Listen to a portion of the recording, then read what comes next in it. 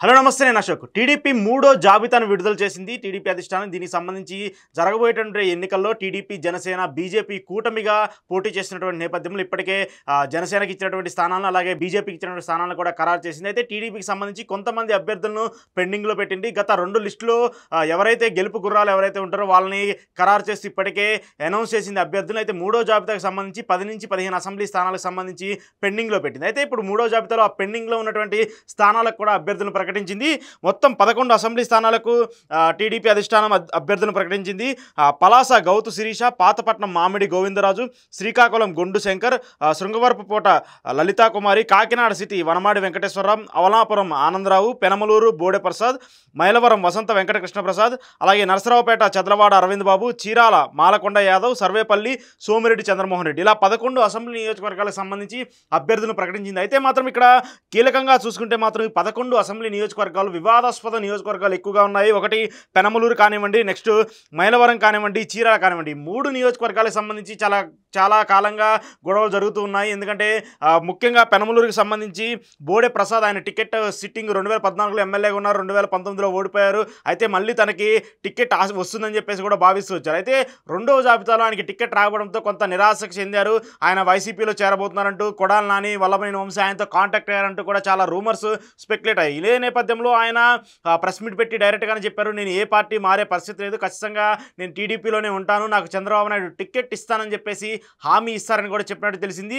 అంతేకాకుండా లోకేష్ కూడా మీరు ఖచ్చితంగా ప్రజల్లో ఉండాలి, ఖచ్చితంగా సర్వే మీకు అనుకూలంగా వస్తే మీరు ఖచ్చితంగా పెనమలూరులో గెలుస్తారని వస్తే మాత్రము ఖచ్చితంగా టికెట్ మీకే వస్తుందని చెప్పేసి ఆయన ప్రెస్ మీట్ చెప్పి పరిస్థితి కూడా మనం చూసాం. సో ఇదే నేపథ్యంలో ఆయన చెప్పినట్టు అక్కడ ఐవీఆర్ఎస్ కాల్ సర్వీస్ ద్వారా కానివ్వండి, లోకల్ ఉన్నటువంటి లీడర్స్ ద్వారా కానివ్వండి, టీడీపీ అధిష్టానం నిర్వహించినటువంటి సర్వే ఏదైతే ఉందో ఆ సర్వేలో బోడే ప్రసాద్కే మళ్ళీ తిరిగి అవకాశం ఇవ్వాలని చెప్పేసి కూడా తెలిసినట్టు తెలుస్తుంది. దానికి సంబంధించి కూడా 3వ లిస్టులో ఆయన అభ్యర్థిత్వాన్ని కూడా ప్రకటించారు చంద్రబాబు. ఇక మరోవైపు కీలకంగా ఉన్నటువంటి నియోజకవర్గం మైలవరంకి సంబంధించి మాజీ మంత్రి దేవినేని ఉమా 2019, 2014 ఎన్నికల్లో ఈ నియోజకవర్గం నుంచి ప్రాతినిధ్యం వహిస్తూ వస్తున్నారు.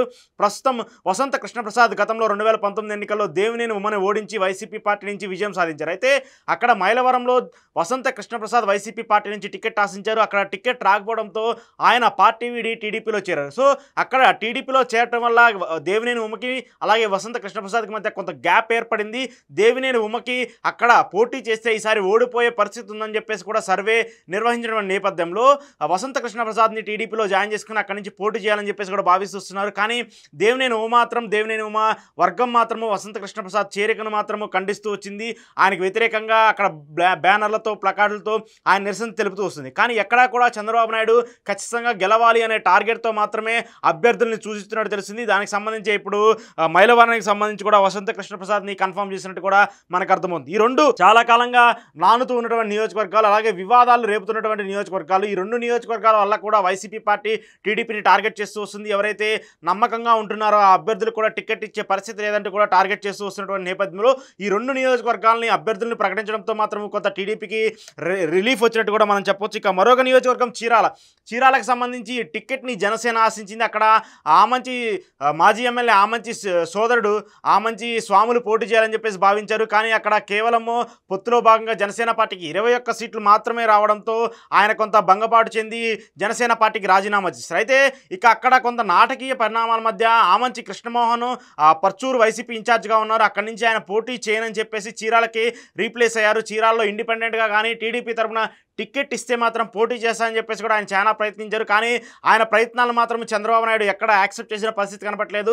ఆయన్ని పార్టీలో చేర్చుకోవడానికి కూడా ఆయన ఇంట్రెస్ట్ చూపలేదు. ఇదే నేపథ్యంలో అక్కడ పార్టీ ఇన్ఛార్జ్గా ఉన్నటువంటి మాలకొండయ్యకు మొదటిసారి అవకాశం ఇచ్చారు చంద్రబాబు నాయుడు. ఆయన గతంలో కూడా అక్కడ టీడీపీ ఇన్ఛార్జ్గా ఉన్నారు. చాలా కాలం పాటు ఇన్ఛార్జీలు వచ్చి మారుతున్నారు. చీరాలకు సంబంధించి 2019 ఎన్నికల్లో కర్ణం బలరాం అక్కడి నుంచి పోటీ చేశారు. కర్ణం బలరాం అక్కడి నుంచి పోటీ చేసి విజయం సాధించి ఆ తర్వాత వైసీపీ పార్టీలో వచ్చేసారు. ఇప్పుడు జరుగుతున్నటువంటి ఎన్నికల్లో అక్కడ కర్ణం బలరాం కుమారుడు కర్ణం వెంకటేష్ పోటీ చేయబోతున్నారు. సో ఇక్కడ టీడీపీ అభ్యర్థిగా మాలకొండ ఉండబోతున్నారు. సో వీళ్ళిద్దరి మధ్య ఎంతవరకు ఓట్ ట్రాన్స్ఫర్ ఉంటుంది, ఎంతవరకు వీళ్ళిద్దరు టఫ్ ఫైట్ ఇస్తారనేది కూడా చీరాలకు సంబంధించి ఆసక్తిగా ఉంది. ఇక మరొక వైపు సర్వేపల్లికి సంబంధించి సోమిరెడ్డి చంద్రమోహన్ రెడ్డి చాలా కీలక నేత టీడీపీకి సంబంధించి. అయితే 2014 ఎన్నికల్లో కానివ్వండి, 2019 ఎన్నికల్లో కానివ్వండి ఆయన ఓడిపోయిన పరిస్థితిని చూస్తూ వచ్చారు. మళ్ళీ తిరిగి టీడీపీ అధిష్టానం మళ్ళీ ఆయనకి అవకాశం ఇచ్చింది. అక్కడ ప్రస్తుతము వైసీపీ మంత్రిగా ఉన్నటువంటి ప్రస్తుతం వ్యవసాయ శాఖ మంత్రిగా ఉన్నటువంటి వ్యక్తి పోటీ చేసినటువంటి నేపథ్యంలో ఇక్కడ సర్వేపల్లికి సంబంధించి రాజకీయ సమీకరణాలు ఎలా ఉంటాయనేది కూడా కొంత ఆసక్తిగా మారింది. అయితే మరోవైపు కీలక నేతగా ఉండి ఎక్కడ పోటీ చేసినా గెలిచే సత్తా ఉన్నటువంటి గంటా శ్రీనివాసరావుకు మాత్రము 3వ లిస్టులో కూడా టీడీపీ అధిష్టానం మొండి చేయి చూపించిందని చెప్పాలి. ఎందుకంటే ఆయన ప్రస్తుతము భీమిలి సీట్ని ఆశిస్తున్నాడు. గతంలో విశాఖ నార్త్ నుంచి పోటీ చేసి విజయం సాధించారు. ఇప్పుడు ఆయన భీమిలి సీట్ని ఆశిస్తూ ఉన్నారు. అక్కడ భీమిలి బరిలో ఈసారి పోటీ చేస్తే మాత్రం ఆయన గెలుస్తారని చెప్పేసి ఆయన ధీమాగా ఉన్నప్పటికీ కూడా పార్టీ అధిష్టానం మాత్రం దాన్ని నమ్మే పరిస్థితిలో మాత్రం కనపడలేదు. ఎందుకంటే 2019 ఎన్నికల్లో గంటా శ్రీనివాసరావు కొంత సెల్ఫ్ గోల్ వేసుకునే విధంగా కేవలం ఆయన గెలుపు కోసం మాత్రమే పనిచేశారు. అక్కడ ఉన్నటువంటి ఎంపీ భరత్ ఏదైతే ఉన్నారో ఆయన గెలుపుకు మాత్రం గండి కొట్టారనే రూమర్స్ కూడా వస్తున్నటువంటి నేపథ్యంలో సొంత పార్టీ నేతలకే సొంత పార్టీ వ్యక్తులకు ఆయనే మోసం చేశారంటూ కూడా టీడీపీ అధిష్టానం నుంచి కానివ్వండి, అలాగే కొంతమంది ఆ జిల్లాలో ఉన్నటువంటి నేతలు కూడా భావిస్తూ వస్తూ ఆయన మీద కంప్లైంట్స్ ఇస్తూ వచ్చారు. సో ఆయన్ని ఈసారి చీపురుపల్లికి రీప్లేస్ చేయాలని చెప్పేసి కూడా చంద్రబాబు నాయుడు భావిస్తున్నట్టు తెలుస్తుంది. ఇప్పటికీ ఆ ప్రతిపాదనలు కూడా గంటా శ్రీనివాసరావు ముందు పెట్టినట్టు తెలుస్తుంది. అయితే గంటా శ్రీనివాసరావు మాత్రము చీపురుపల్లిలో పోటీ చేసేందుకు మాత్రము ఆసక్తి చూపట్లేదు. ఎందుకంటే అక్కడ ప్రస్తుతం మంత్రిగా ఉన్నటువంటి బొత్స సత్యనారాయణ నియోజకవర్గం అది కంచుకోటగా ఉంటుంది వాళ్ళకి. అలాగే విజయనగరం జిల్లాకు సంబంధించి బొత్స కుటుంబానికి చాలా ఎక్కువగా పేరు ప్రఖ్యాతలు కలిగినటువంటి జిల్లాగా ఉంటుంది కాబట్టి సో అక్కడ బొత్సాకి చెక్ పెట్టాలంటే గంటా సరైన నేతగా చంద్రబాబు నాయుడు భావిస్తొచ్చారు. సో ఆయన్ని అక్కడికి రీప్లేస్ చేయాలని చెప్పేసి కూడా చూస్తున్నారు. కానీ చంద్రబాబు ఆజ్ఞకి మాత్రము గంటా శ్రీనివాసరావు మొగ్గు చూపే పరిస్థితి కనపట్లేదు. ఆయన ఖచ్చితంగా భీమిలిలోనే పోటీ చేస్తారని చెప్తూ వస్తున్నారు. మరి ఇప్పుడు ఆయనకి భీమిలి టికెట్ ఇవ్వకపోతే నెక్స్ట్ ఆల్టర్నేటివ్ ఆప్షన్ ఏంటి అనేది కూడా చూడాల్సి ఉంది. కానీ విశాఖ జిల్లాకు సంబంధించి మాత్రము టీడీపీ నేతలు ఎక్కడా కూడా గంటాకి సపోర్ట్ చేసే పరిస్థితి కనపట్లేదు. 2019 ఎన్నికల్లో జరిగినటువంటి నాటకీయ పరిణామాల నేపథ్యంలో గంటాకి ఈసారి సపోర్ట్ చేస్తే ఖచ్చితంగా కొంత క్రాస్ ఓటింగ్ జరుగుతుంది అనేది కూడా భావిస్తూ వస్తుంటారు. ఎందుకంటే 2019 ఎన్నికల్లో ఎంపీ భరత్ ఓడిపోవడానికి కూడా ఆయనే కారణం అంటూ కూడా ప్రత్యక్షంగా పరోక్షంగా కామెంట్లు చేసిన పరిస్థితిని మనం చూస్తూ వచ్చాం. సో ఇదే నేపథ్యంలో గంటాకు కూడా ఈ 3వ జాబితాలో కూడా షాక్ ఇచ్చారని చెప్పాలి. సో పోటీ చేస్తే ఖచ్చితంగా చీపురుపల్లి నుంచి లేదంటే పార్టీ నుంచి కూడా వదిలించుకోవాలన్న థాట్లో కూడా టీడీపీ అధిష్టానం ఉన్నట్టు కూడా తెలుస్తుంది. ఎందుకంటే గత కొంతకాలంగా చూస్తున్నాం గంటా కూడా ఎక్కడా బయటకు వచ్చి మాట్లాడిన పరిస్థితి కనపట్లేదు, దాఖలాలు కనపట్లేదు.